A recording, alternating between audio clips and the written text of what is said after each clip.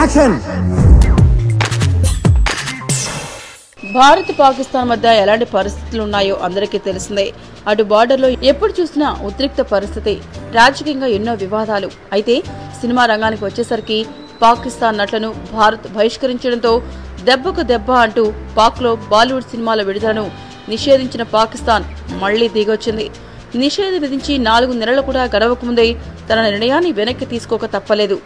బాలీవుడ్ సినిమాలు ఆడించకపోతే ఈకలు తోలుకోవాల్సి వస్తోందని పాకిస్తాన్లోని సినిమా థియేటర్ల యజమానులు గగ్గోలు పెట్టడంతో నవాజ్ షరీఫ్ ప్రభుత్వం తన పంతం వీడింది.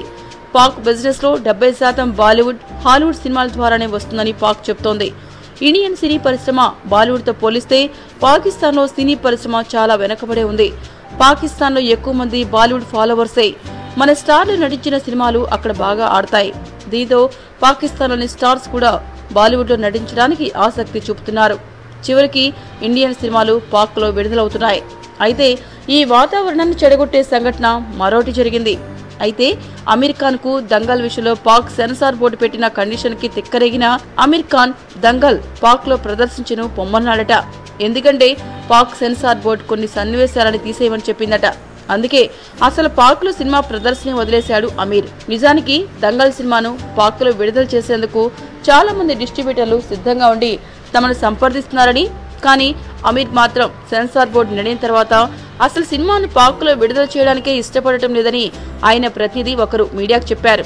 అయినా పాక్ లో పైరసీ ముఠాలు చాలా ఎక్కువ. ఈ పాటికే దంగల్ పైరసీ కాపీలు కోకొల్లలుగా పాక్ లో దొరుకుతున్నాయట. అయినా ఇప్పటికే 385 కోట్ల దాకా కొల్లగొట్టిన అమీర్ ఇప్పుడు పాక్ విడుదల చేస్తే మహా అయితే మరో 10-12 కోట్లు వస్తాయి. ఆ మాత్రం దానికి సినిమాలో సీన్లోది దేశ గౌరవానికి సంబంధించిన సీన్లు తీసేయమనడంతో తన ఆలోచన వెనక్కి తీసుకున్నాడట. ఇంతకీ వాళ్ళకొచ్చిన సమస్య ఏమిటయ్యా అంటే దంగల్ క్లైమాక్స్ సీనట. ఒలింపిక్స్ ఫైనల్ మ్యాచ్ జరిగేటప్పుడు అమీర్ ఖాన్ ను ఒక కోచ్ గదిలో పెట్టి బంధిస్తాడు.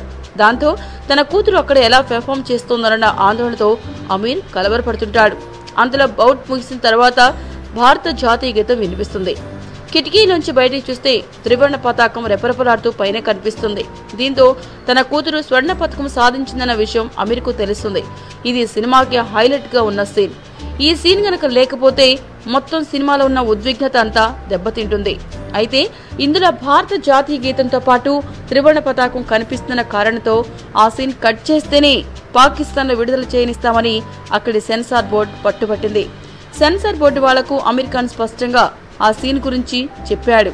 కానీ పాక్ సెన్సార్ బోర్డు ఒప్పుకోకపోవడంతో అమీర్ ఖాన్ పాకిస్తాన్ లో సినిమాను విడుదల చేయనని ఖరాఖండిగా చెప్పేశారు. మీకు ఈ వీడియో నచ్చితే ఒక లైక్ కొట్టండి, లేకపోతే కామెంట్ చేయండి. బట్ సబ్స్క్రైబ్ చేయడం మర్చిపోకండి.